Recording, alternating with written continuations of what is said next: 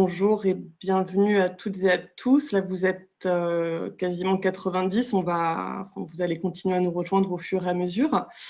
Nous sommes ravis avec Céline d'animer aujourd'hui avec Marc Parra et donc plus de 170 inscrits cette deuxième bulle des deux rives.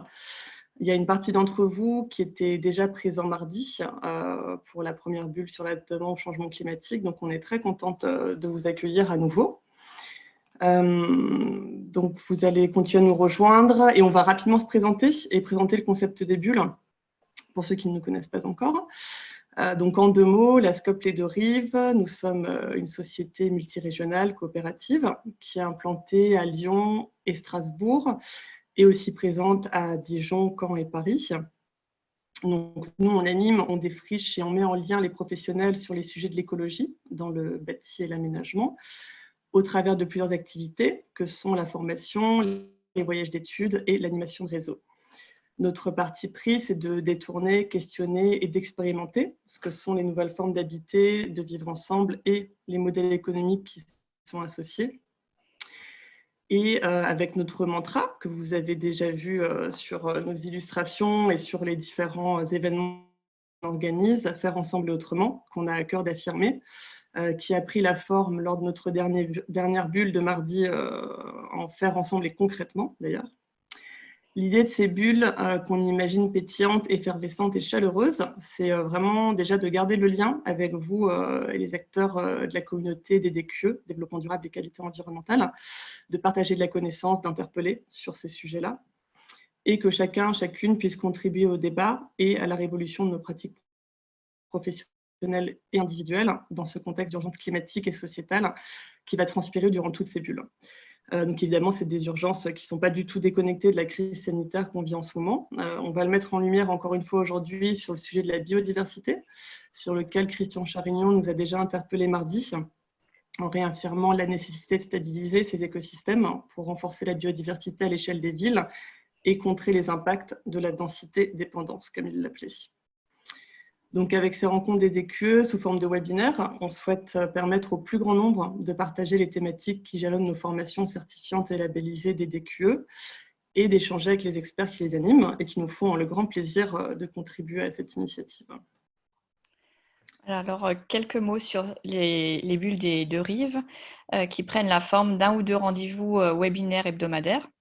Beaucoup d'entre vous se sont déjà inscrits sur plusieurs dates et on s'en réjouit. Et nous alternerons pendant chaque bulle un sujet réflexif et une application concrète sur la thématique traitée.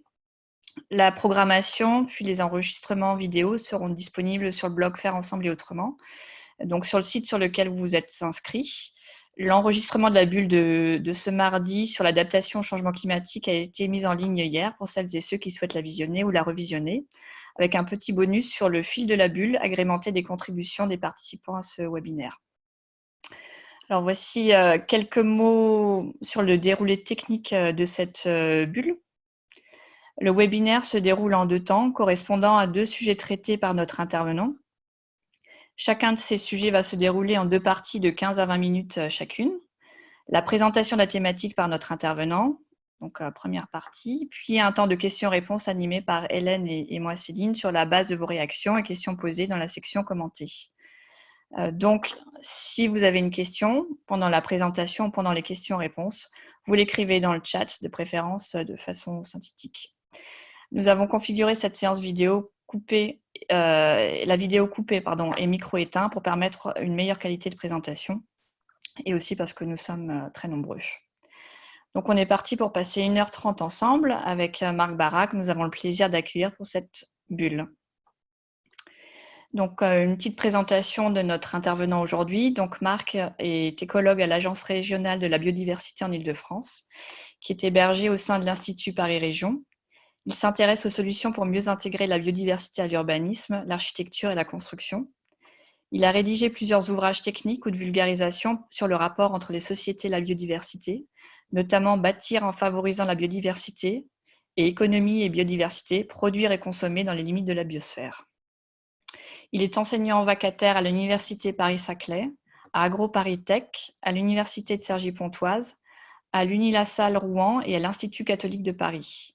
Il est administrateur de l'AFIE, donc Association française interprofessionnelle des écologues. Enfin, Marc fait partie des intervenants des formations des DQE sur le thème du vivant et son intrication avec le bâti, un enjeu que nous portons au cœur de notre démarche. Donc certains d'entre vous le connaissent déjà. Marc Barra va donc animer cette deuxième bulle sur le sujet de la biodiversité, parent pauvre du bâtiment. Et nous laissons à présent la parole à Marc Barra pour le premier temps de présentation sur le rôle de la biodiversité et de la nature en ville dans le fonctionnement des écosystèmes, en lien avec la santé et le bien-être des intervenants. Et on se retrouve tout à l'heure pour la séance de questions-réponses. Bonne séance. Merci Céline, merci Hélène. J'espère qu'on m'entend correctement et que la présentation est bien visible. Donc effectivement, moi je suis écologue, on parle même de plus en plus d'écologues urbains aujourd'hui, c'est un nouveau métier qui consiste à essayer de penser la ville et l'urbanisme en rapport, en respect de la biodiversité. Alors, l'objectif de ces bulles, c'est évidemment susciter le débat, confronter les points de vue. Et moi, ma position est la suivante. Alors, j'espère que vous ne serez pas forcément d'accord, comme ça on pourra en discuter pendant les échanges. C'est le fait que malgré la prise de conscience environnementale qui est très émergente, la biodiversité, les questions de biodiversité sont encore en retrait par rapport aux autres questions, et notamment celles du climat, de l'énergie, de l'eau, des déchets. Il y a eu un livre récent que vous connaissez peut-être de Guillaume Saint-Denis, qui est fiscaliste, qui s'appelle « Le climat qui cache la forêt », et qui est justement sur cette thématique-là de dire qu'aujourd'hui, que ce soit en termes de réglementation, de prise de conscience, on en fait peut-être un peu trop pour le changement climatique et pas assez pour la biodiversité. En tout cas, moi, je soutiens qu'on devrait traiter les sujets de manière équivalente. Et simplement parce que mon argument de départ, c'est que la biodiversité, c'est le moteur, c'est le fondement de la vie sur Terre. Et sans biodiversité, ben, il n'y a plus rien, il n'y a plus nous et il n'y a plus de climat non plus. Et donc, traiter l'un sans l'autre n'aurait pas de sens. Comme disait un vieux professeur d'écologie, on ne peut plus être résilient une fois qu'on est mort. Donc, l'objectif, c'est bien de préserver ce tissu vivant de la planète dans son ensemble. Alors, biodiversité, parent pauvre du bâtiment, mais en fait, parent pauvre des politiques environnementales en général. Alors, l'idée de mon intervention, moi, je vois trois raisons aujourd'hui à cette faiblesse de la prise en compte de la biodiversité. C'est d'abord un problème de définition. Je pense qu'elle est vraiment réduite à quelques-uns de ces aspects, notamment les espèces, et pas forcément l'ensemble du vivant et toutes les dimensions qu'on va aborder tout à l'heure. Alors, heureusement, on a eu la chance d'avoir le rapport de l'IPBES en mai dernier, donc c'est l'équivalent du GIEC pour la biodiversité, qui a quand même donné un coup de pouce médiatique assez fort à cette question, et dont les chiffres sont assez alarmants pour une prise de conscience accélérée. Ce problème de définition, et on le verra dans le bâtiment aussi, je pense qu'on réduit la biodiversité souvent au paysage. Et j'aimerais vous convaincre que l'approche du paysage, les métiers du paysage ne sont pas les mêmes que ceux de l'écologie scientifique et de l'écologie urbaine, et qu'en tout cas, ils sont complémentaires. Un problème de complexité, le climat, on peut l'évaluer à travers la tonne de CO2. La biodiversité, c'est certainement des centaines, voire des milliers d'indicateurs qui rendent l'approche un peu plus complexe. Un problème de réglementation. Alors même si on a eu en 2016 la loi sur la biodiversité et les paysages, il y a quand même un déficit réglementaire par rapport à toutes les régulations liées au climat, liées à l'énergie, qu'on peut avoir d'ailleurs dans le bâtiment. Sur la biodiversité, on se limite aux espèces protégées, aux études préalables, sans prendre en compte l'ensemble de la biodiversité. Et enfin aussi, je vois un frein qui est un peu culturel ou par rapport aux effets de mode. C'est-à-dire qu'on a tendance à surfer sur les effets de mode en lien avec la biodiversité, dans la ville notamment, les ruches, les potagers, etc. Et délaisser peut-être une compréhension plus globale. Et donc, ce que j'essaie de pousser, moi, dans mon travail et mes interventions, c'est d'adopter une démarche beaucoup plus scientifique de la biodiversité. Il existe beaucoup de publications et de littérature sur ce sujet qui est à mon sens, sous-exploité. Alors, pour commencer, peut-être rappeler de quoi on parle quand on dit biodiversité, au-delà des petites bêtes, hein, qui est un peu le truc réducteur, et de se demander à quoi ça sert. Alors, si encore on doit se poser cette question, c'est-à-dire est-ce qu'on doit se demander à quoi ça sert la biodiversité pour la protéger? Je ne crois pas, mais l'éthique ne fonctionnant pas toujours, les aspects utilitaristes sont souvent mis en avant, notamment quand il s'agit de la nature en ville pour essayer de la protéger. Alors derrière biodiversité, par rapport à ce que je disais, il y a effectivement l'intégralité du vivant. Je pense qu'on n'a pas trouvé de meilleure phrase que celle du professeur Robert Barbeau, écologue, qui dit que la biodiversité, c'est le tissu vivant de la planète. Et c'est bien ça l'idée, ce n'est pas des espèces dans des boîtes séparées, c'est l'ensemble des interactions entre ces espèces comme un tissu finalement. Pas seulement les espèces visibles ou appréciées, mais toutes, même celles qui ne se voient pas, même celles qui ne sont pas appréciées. Vous savez, on utilise le terme d'espèces remarquables dans la biodiversité, mais en fait, elles sont remarquables parce qu'elles sont remarquées. Et finalement, il y a toutes celles qu'on ne voit pas ou qu'on ne veut pas voir et qui sont tout aussi importantes. L'ensemble des compartiments aussi, que ce soit la surface, la faune, la flore en surface, à l'air libre, les milieux aquatiques, etc., mais puis aussi les sols sous nos pieds.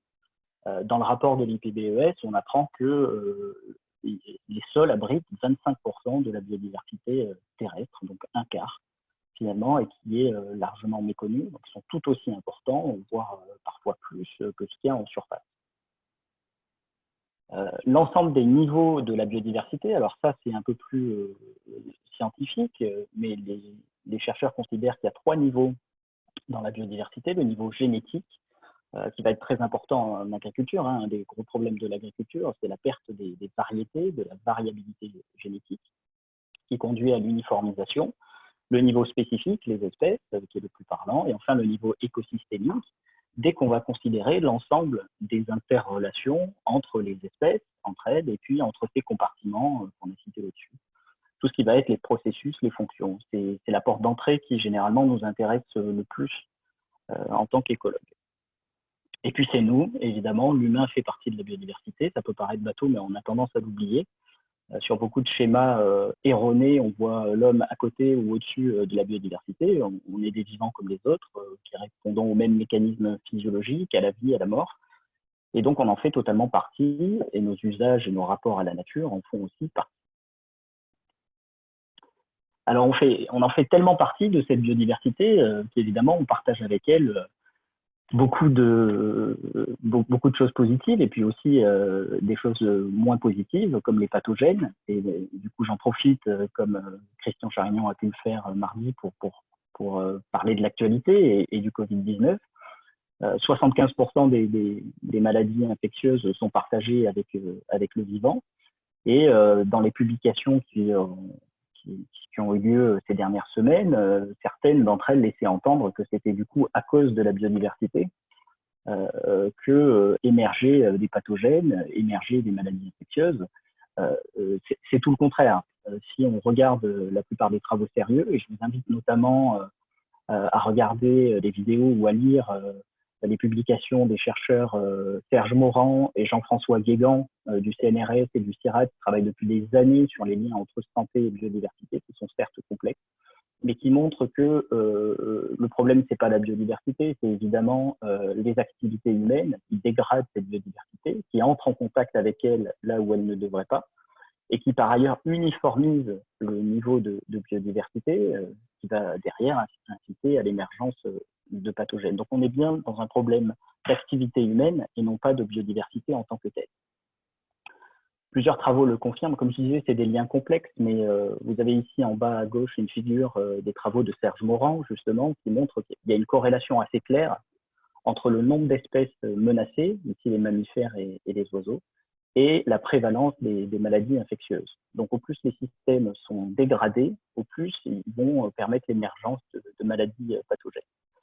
Et en fait, ça revient à une donnée centrale sur la biodiversité, et que la biodiversité a un rôle de régulateur, notamment par 3 mécanismes, certes très complexes, mais qu'on peut comprendre assez facilement. Le mécanisme de prédation, au plus il y a de prédateurs, au plus il y a d'espèces, au plus il y a de prédateurs de ces potentiels pathogènes. Un phénomène de compétition aussi. La diversité en individus, en espèces, va entraîner forcément plus de compétition. Et enfin, un effet de dilution dans les systèmes qui sont les plus diversifiés. Les pathogènes, les agents infectieux vont avoir tendance à être dilués dans la masse globale. Et donc, il faut conserver le plus de diversité possible dans les écosystèmes. Finalement, la diversité est le socle du fonctionnement des écosystèmes. Et c'est ce qu'on apprend dans les premiers cours d'écologie. Donc, j'ai ressorti ici une diapo qui est généralement celle qui est présentée au tout début des cours d'écologie par les professeurs, qui est une expérience pionnière, celle de Tillman. Il y en a eu d'autres, notamment les travaux de Laureau au Canada, aux États-Unis, dans laquelle il montre, vous voyez sur cette photo, plein de petites placettes cultivées. Alors, ce sont des prairies qui sont reproduites. Et dans chaque petit carré, il y a un nombre différent d'espèces, il y a un nombre croissant, de 1 à 36, 72 espèces différentes. Et ce qui est intéressant sur ce genre d'expériences qui ont été reproduites un peu partout dans le monde, c'est qu'on voit qu'il y a une corrélation positive entre le nombre d'espèces de l'écosystème et la stabilité de cet écosystème. Stabilité en termes de résistance à la sécheresse, de résistance à l'inondation, à la chaleur, de résistance à l'attaque des pathogènes. Et en fait, c'est une donnée qui est confirmée partout. La biodiversité va améliorer la stabilité et la productivité de ces systèmes vivants. Elle est donc le socle des autres services écologiques qui vont être fournis par ailleurs. Alors, quand on arrive dans les villes, donc il y a la biodiversité, ça sert à maintenir les systèmes dans un état de stabilité. Et puis, quand on regarde ce qui se passe en milieu urbain, évidemment, on peut montrer de différentes manières. Il y a de plus en plus d'études qui montrent que la biodiversité apporte tout un tas de bénéfices. Alors, la nature au sens large, la biodiversité, on en reparlera, les études sont pas forcément tout le temps précises jusqu'à aller à cette idée de biodiversité. On entend souvent plutôt les espaces verts, etc. Ceci étant, moi j'ai l'habitude de dire, pour schématiser, qu'il y a 3 rôles fondamentaux de la nature dans les villes. Le premier, c'est d'être un filtre à particules. De plus en plus d'études montrent la capacité des arbres, des écosystèmes à filtrer les particules fines ou les particules polluantes. Je vous ai mis ici une étude à Strasbourg, thèse de Wissal-Selmi, qui montre que l'ensemble des arbres de l'agglomération stockent près de 130 tonnes de carbone et retirent 88 tonnes de polluants, ozone, NOx, SOx, CO. Donc, un effet tout à fait utile, avec quelques nuisances aussi, entre guillemets, puisqu'il y a aussi des composés non désirés, comme des composés volatiles qui peuvent être émis. Filtre à particules, éponge. Les écosystèmes urbains sont capables d'absorber énormément d'eau, et notamment par le biais des sols et de la végétation. Alors, ça dépend du type de sol. Et sur la végétation, un chiffre ici, un chêne adulte est capable de hisser jusqu'à 450 litres d'eau par jour. Donc, toutes les démarches en faveur de la gestion alternative des eaux pluviales vont renforcer ce rôle d'éponge. Donc, on parle même de sponge cities aujourd'hui, de ville éponge. Tout ce qui va contribuer à conserver la pleine terre dans les villes améliorera ce cycle de l'eau. Et c'est d'autant d'infrastructures grises en moins qui vont être utilisées dans les projets. Filtre à particules, éponge, et enfin climatiseur, entre guillemets. Là aussi, on a de plus en plus de données disponibles, d'images thermiques qui montrent qu'il y a une différence assez drastique entre les milieux végétalisés, entre guillemets, entre les milieux à caractère semi-naturel, et puis les milieux urbanisés. Alors, ça se voit à toutes les échelles.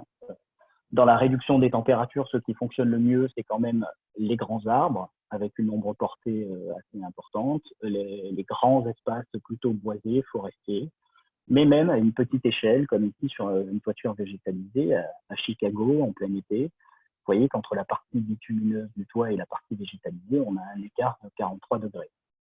Ce qui ne veut pas dire que ça rafraîchit à côté, mais qu'en tout cas, ça baisse les températures de milieu urbain considérablement. Et on retrouve notre rôle régulateur de la biodiversité, même en ville. Je vous ai mis ici un article qui a travaillé sur les espaces verts urbains. et qui confirme que le fait de moins tondre les espaces permet déjà d'économiser, d'augmenter la biodiversité et de réduire, les agents infectieux et les organismes nuisibles. Donc là aussi, moins de gestion en ville, plus de biodiversité, c'est bénéfique par rapport aux questions de santé. Et un rôle social évident, c'est moins mon métier, je m'étendrai moins là-dessus, mais évidemment, toutes les démarches en faveur de la reconnexion entre humains et nature vont forcément être bénéfiques. Il y a beaucoup de publications sur les liens entre présence de nature, santé, bien-être, qualité de vie. Là aussi, elles sont parfois réduites à la question des espaces verts, plus que de la biodiversité. Mais c'est déjà un bagage scientifique assez important. Et donc, voilà, moi, en tant qu'écologue, j'aimerais qu'on bannisse les mots de végétal ou les mots d'espace vert qu'on entend énormément dans le milieu du bâtiment, de l'architecture, qui n'ont aucun sens en écologie. Si je caricature, tous les espaces qui vont être très horticoles, très ornementaux, énormément gérés avec beaucoup d'intrants, comme les pelouses, évidemment, ont des niveaux de biodiversité qui sont très faibles et des niveaux de résilience qui sont très faibles aussi. Par ailleurs, la plupart des espaces verts, quand on fait un beau projet tout neuf, on va souvent décaper des terres agricoles un peu plus loin. Et donc, au final, on ne fait que déplacer les impacts plutôt que de les résoudre. Donc, tout ce qui va consister à s'inspirer plutôt des milieux naturels, on parle en écologie de génie écologique ou d'ingénierie écologique, sera plus favorable à la biodiversité. C'est reproduire les milieux naturels, c'est aussi accepter et laisser un peu plus de place aux sauvages. En anglais, on parle de wilderness. Là, on voit le lien très proche avec la perception des habitants. Et je crois qu'on est de plus en plus enclin à accepter cette idée de sauvage, de moins géré dans les espaces urbains. Alors, pour revenir sur la démarche scientifique, pour mieux intégrer la biodiversité dans les projets, il faut comprendre aussi comment elle réagit par rapport à la ville. Ce qu'il faut comprendre, c'est que la ville, elle agit exactement comme un filtre ou comme une série de filtres sur le vivant. Le premier d'entre eux, c'est la fragmentation des espaces, le fait que les espaces bâtis, les routes, les infrastructures, viennent sectionner des espaces naturels en plusieurs morceaux et empêchent aux espèces de se déplacer d'un côté ou de l'autre de l'espace naturel. Ce premier filtre va réduire la capacité des espèces qui ne peuvent pas traverser et arriver dans les milieux urbains. Le deuxième, c'est qu'on ait des surfaces de plus en plus petites en ville. On y reviendra, mais c'est aussi un problème pour certaines espèces, pas toutes.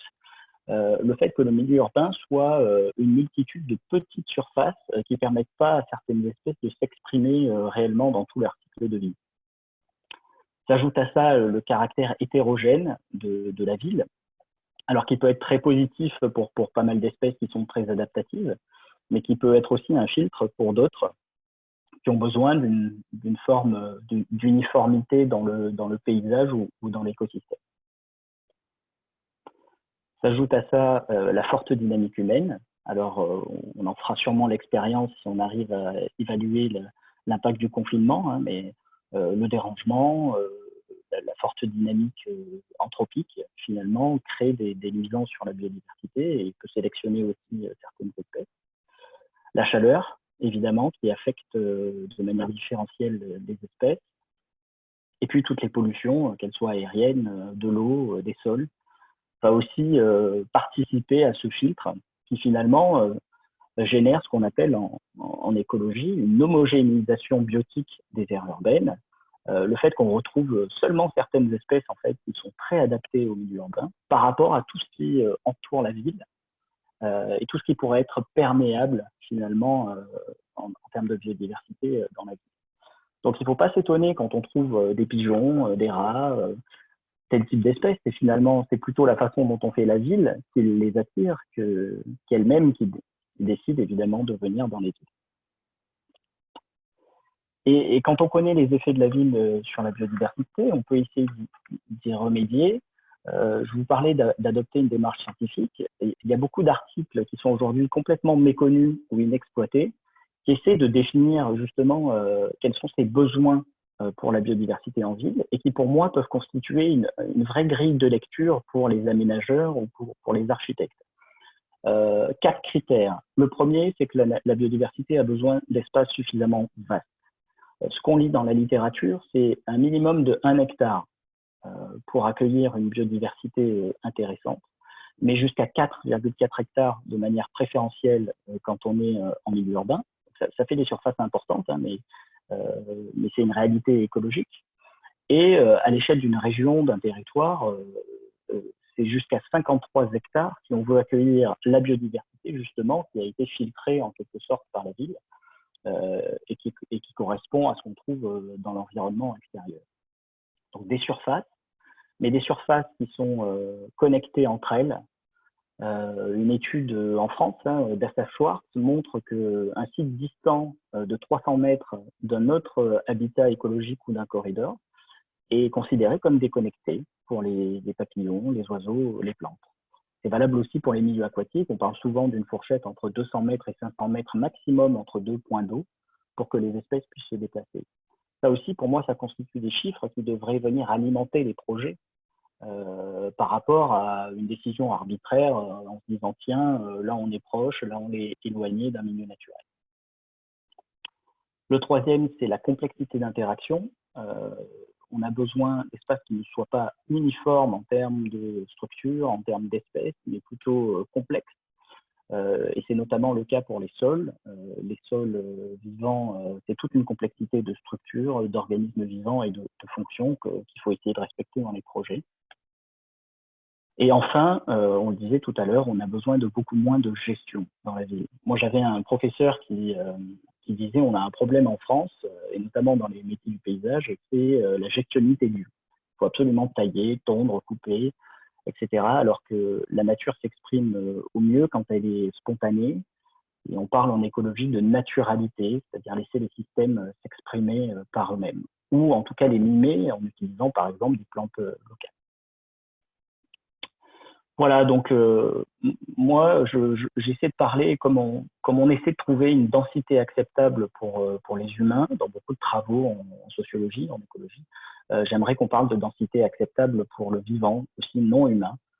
Et aujourd'hui, on n'a pas forcément de réponse, hormis les chiffres que je vous ai donnés précédemment. On ne sait pas aujourd'hui si un tissu pavillonnaire, si un habitat intermédiaire ou si des barres d'immeubles sont plus ou moins perméables à la biodiversité. En fait, il n'y a pas encore d'études qui ont été faites. Je suis en train d'en proposer une avec des collègues dans le cadre de la réponse à un appel à projet. Mais on est sûr qu'il y a besoin de plus de nature en quantité et en qualité pour le vivant et puis pour nous aussi. Je vous ai mis un chiffre issu d'une étude américaine. On a besoin, en tant qu'humain, de 30% de nature de proximité pour limiter l'anxiété, le stress, la dépression. Voilà, et deux dernières diapos. Donc, tout ce qui pourra être fait pour réduire l'artificialisation et moins construire sera bénéfique indirectement pour la biodiversité. Donc moi, évidemment, je m'inscris totalement dans les mouvements de frugalité. Alors, j'ai mis ici la frugalité heureuse et créative. Il y a bien d'autres mouvements d'architectes, je pense, qui ne sont pas forcément labellisés comme ça. Tout ce qui ciblera la rénovation, la vacance, la construction sur l'existant, la densification intelligente sera bénéfique pour conserver des sols et de la pleine terre. Et on est en plein en ce moment. J'étais ce matin dans un webinaire qu'on organise sur le zéro artificialisation nette, qui pose énormément de questions. Mais cette idée de réduire, voire d'arrêter à terme la construction neuve et l'artificialisation sur les milieux naturels et agricoles est à mon avis très importante. Elle ne doit pas cependant oublier, au-delà de la démarche comptable, d'intégrer la nature dans la ville, dans les projets et à toutes les échelles. Voilà, et j'en termine pour dire que justement dans cette idée de réduire un peu les silos entre les thématiques environnementales et de travailler ensemble, il y a aujourd'hui quand même, on observe de plus en plus de tensions entre thématiques environnementales qui commencent heureusement à être prises au sérieux. Et je pense que dans le milieu du bâtiment, on a encore des efforts à faire par rapport à ça. Je cite 3 exemples. La question des énergies renouvelables, qui se développe à tout va sans forcément de réflexion sur l'interaction avec le vivant. Les collisions d'éoliennes avec les oiseaux, avec les chauves-souris qui peuvent décéder, mourir par barotraumatisme, les parcs solaires qui consomment du foncier. les régulations, ça je l'ai dit au début déjà, thermiques qui n'ont aucun sens vis-à-vis de la prise en compte de la nature, mais ça je pense que ceux qui participent au séminaire ont déjà bien conscience de tout ça pour d'autres raisons. Mais tout ce qui va être réglementation en matière d'isolation des bâtiments, en matière d'efficacité énergétique, néglige aujourd'hui totalement la question de la biodiversité. Voir enfin des choses qui sont très peu travaillées aujourd'hui et qu'il faudrait qu'on mette sur la table. Par exemple, la question des matériaux biosourcés que je soutiens fortement. Pour autant, on part forcément du principe qu'un matériau biosourcé est écologique sans en avoir fait une analyse sur l'ensemble des critères et notamment la biodiversité, qui est un peu la grande absente sur la question des matériaux biosourcés. A priori, ils sont favorables, mais encore faut-il regarder ce qui se passe au moment de la production. Et par exemple, j'ai mis un contre-exemple ici sur le miscanthus que j'entends être vendu un peu à tout va. Le miscanthus est une espèce à caractère envahissant qui se propage énormément avec des rhizomes, etc., et qui généralement nuit finalement à la biodiversité locale plutôt que ne la préserve. Tout ça pour dire qu'il faut aller un peu plus loin aujourd'hui dans l'analyse du cycle de vie et dans l'intégration de cette dimension biodiversité pour apporter un critère de plus à la réflexion. Voilà, j'en ai terminé pour cette première partie. Et je serai ravi de répondre évidemment à vos questions. Merci Marc pour cette première présentation qui a bien mis en lumière aussi le rapport à la densité des villes et merci d'avoir souligné aussi le concept de frugalité qui est un fil rouge des présentations qu'on déroule et des compromis à trouver avec les autres composants de la QEB. Alors, on a eu quelques remarques. Une première, une demande de précision. 30% de moins de quoi de surface bâtie. Alors, on imagine que c'est de milieu naturel, ce qui nous a fait penser aussi au QI du biomimétisme. Est-ce que ça pourrait être une réponse à l'intégration de la biodiversité dans les villes?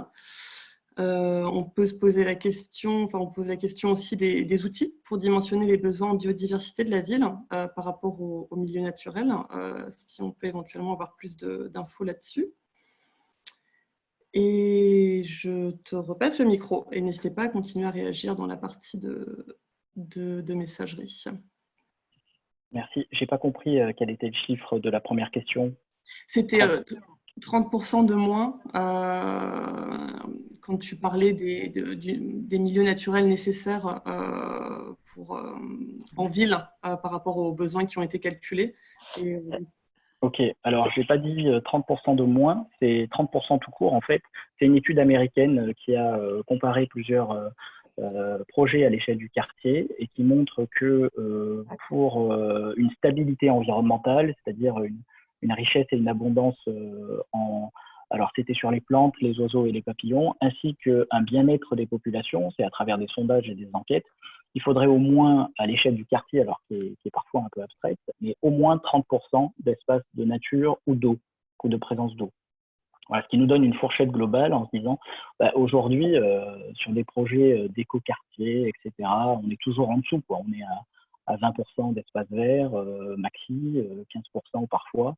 Et donc, aller au-delà de 30%, voire jusqu'à 50% de place réservée aux espaces de nature me semble un beau défi.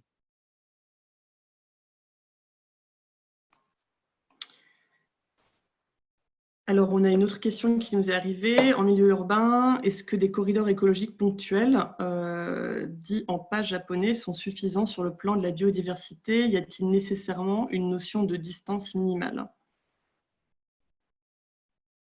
Alors, c'est une bonne question. En fait, la question des trams s'aborde à toutes les échelles. Il y a effectivement cette échelle, on va dire, régionale, dans laquelle il faut forcément des espaces naturels de grande surface. Et là, le chiffre que j'ai donné de 53 hectares peut être éclairant, et des corridors assez larges. Et ensuite, quand on va descendre à l'échelle du quartier, voire de la rue, tout ce qui va pouvoir être redonné en gros à la nature et avoir des sols vivants sera bénéfique. Alors, c'est pas tout le temps mesuré, mais en fait, moi, c'est ce que j'appelle des mesures sans regret. C'est-à-dire qu'on ne regrettera pas d'avoir un espace végétalisé plutôt qu'un espace bétonné. C'est notamment le cas pour les pieds d'arbres.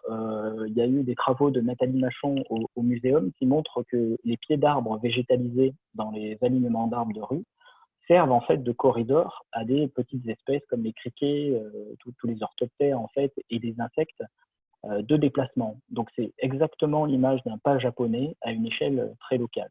Voilà, moi les chiffres que j'ai donnés, c'est plutôt l'échelle régionale et l'échelle ville, on va dire. Mais en fait, tout est bon à prendre. Et même à l'échelle européenne, vous avez peut-être entendu parler du projet pan-européen de Wilderness, où l'idée c'est d'avoir un réseau aussi, et puis Natura 2000 évidemment, ce dispositif européen qui est d'avoir un réseau au final d'espaces naturels et de corridors reliés au niveau de toute l'Europe.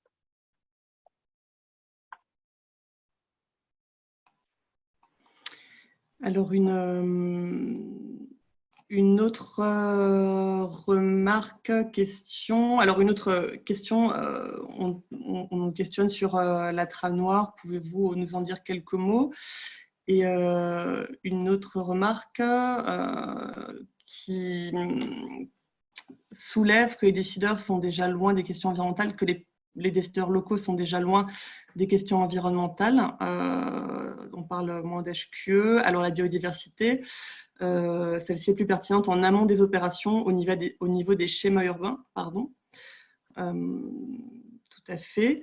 Et une dernière remarque que je te dirai plus tard. Je te laisse déjà rebondir là-dessus.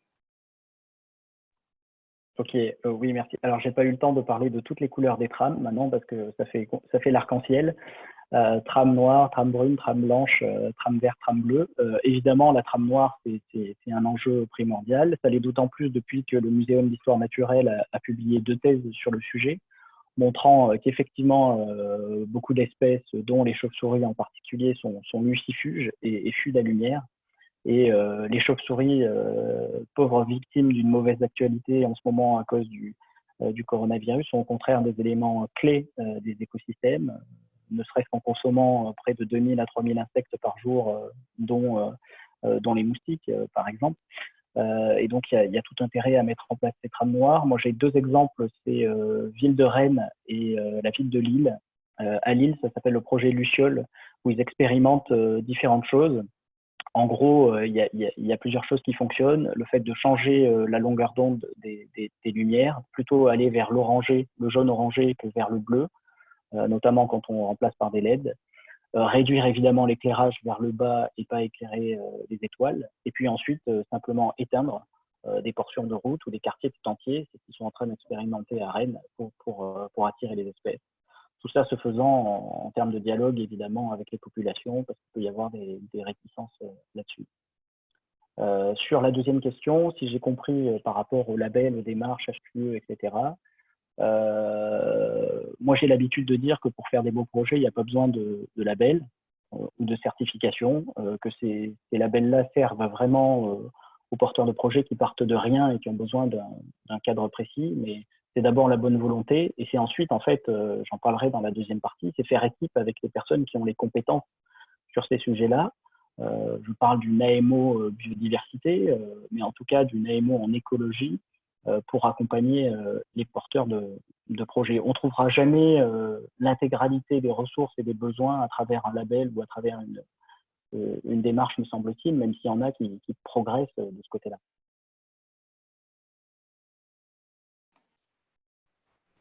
Alors, on nous pose la question des coefficients de diversité qui sont mis en place dans les projets d'aménagement. Je ne sais pas ce que c'est. Je connais les coefficients de biotope, les coefficients de pleine terre, mais les coefficients de diversité, il faudrait préciser peut-être. Il y a lors des études préalables des cartographies de la qualité des habitats écologiques quand on fait un diagnostic écologique. Certains bureaux d'études sont amenés à mettre en place des coefficients pour dire en gros ce milieu-là il est très intéressant pour la biodiversité, il ne faut pas y toucher, et puis celui-là, par exemple un gazon, une pelouse, il a un indice plus faible, donc on peut en priorité construire dessus. Enfin, c'est comme ça que je le comprends, mais je ne sais pas si c'était la question. Ah. Alors, on ne me voit pas, mais peut-être qu'on m'entend. Voilà. Juste pour continuer le fil des questions. Donc, on avait une suggestion sur une question. Vous mettez en avant le fait de rénover, mais dans les grandes parties denses de ville, on peut penser que le sujet de la biodiversité peut être un des éléments qui poussera à démonter des quartiers ou parties de quartiers. A-t-on déjà des expériences de récupération de zones vertes sur des espaces construits?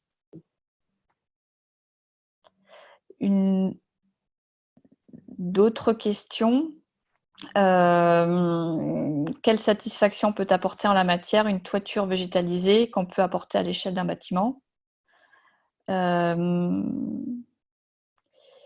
Et puis, une autre remarque, s'il y a concurrence pour cause de réchauffement climatique entre l'agriculture pour la production de paille et le bâti paille qui peine à faire son chemin, quelle est votre vision des choses et plus globalement sur les matériaux biosourcés?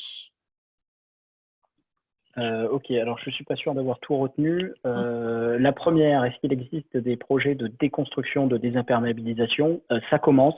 Alors moi, je suis un grand fan de désimperméabilisation des voiries, des parkings, etc. En fait, on a un projet là-dessus en ce moment qui s'appelle Regreen, qui est européen et qui vise à mieux cartographier ces espaces qu'on pourrait désimperméabiliser, que ce soit des parkings, des cours d'école, des cours d'immeubles. On n'a pas encore trouvé de bâti, sauf dans des friches qui ont été artificialisées, les bâtiments démontés et puis renaturés. Mais on n'a pas encore d'exemple en milieu urbain dense de bâtiments démontés et puis remplacés par un espace de nature. Donc ça, je suis preneur si d'autres dans l'assistance ont des exemples. En tout cas, il y a une forte ambition aujourd'hui pour désimperméabiliser et c'est tant mieux. Je pense que ça doit être porté par les élus sur la campagne municipale. La deuxième, sur les toitures végétalisées, je vais y revenir dans la deuxième partie. Je vous propose de traiter à ce moment-là. Effectivement, toitures végétalisées, en soi, ça ne veut rien dire. Tout dépend comment elles sont conçues et gérées par rapport à leur efficacité et l'impact sur la biodiversité. Et la troisième question, qui est la tension entre milieu agricole et espace urbain, je pense qu'on n'a pas le temps nécessaire pour développer cette question qui est épineuse. Mais évidemment, le fait de refaire la ville sur elle-même et de densifier, c'est déjà un moyen de préserver les terres agricoles. Sur les concurrences entre production alimentaire et production de matériaux biosourcés, moi je pense que la réponse, elle viendra dans la diversification de l'agriculture à l'échelle des territoires. Aujourd'hui, on assiste à une simplification dans tous les territoires. On fait des tomates en Bretagne, on fait du blé dans la Beauce et en Île-de-France, en gros, alors que tous les rapports, par exemple AFTER 2050, montrent qu'on a tout intérêt à diversifier au sein même d'un territoire les productions pour qu'elles se complètent. Et par ailleurs, au sein même des parcelles, donc tout ce qui va avoir recours à l'agroécologie, les rotations culturales, les cultures intermédiaires, le non-labour, etc. C'est aussi des solutions pour faire au même endroit à la fois de l'alimentaire et à la fois du biosourcé dans une démarche d'agroécologie. Donc je crois beaucoup à la diversification. Et du coup, on a deux dernières remarques qui nous sont assez qui sont des bonnes transitions pour la deuxième partie sur les solutions pour que par exemple éoliennes et oiseaux ou chauves-souris puissent cohabiter. Et de façon générale, les meilleurs exemples de nature en ville, aménagement, gestion, alliance biodiversité et paysage. Voilà, on a pas mal de questions et de remarques, on n'aura pas le temps de tout reprendre, mais ça va être aussi, la discussion va se continuer avec la seconde présentation.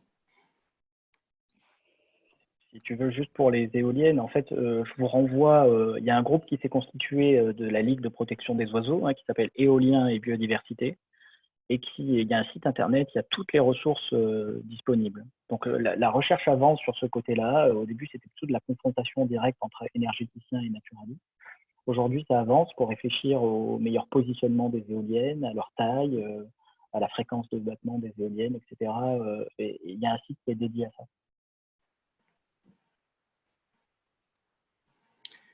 Et on peut passer, si tu le souhaites, Marc, à la seconde partie pour tenir le timing, même si voilà, c'est un peu frustrant. Il y a beaucoup de remarques. Merci. On en fera part dans les retours de la bulle.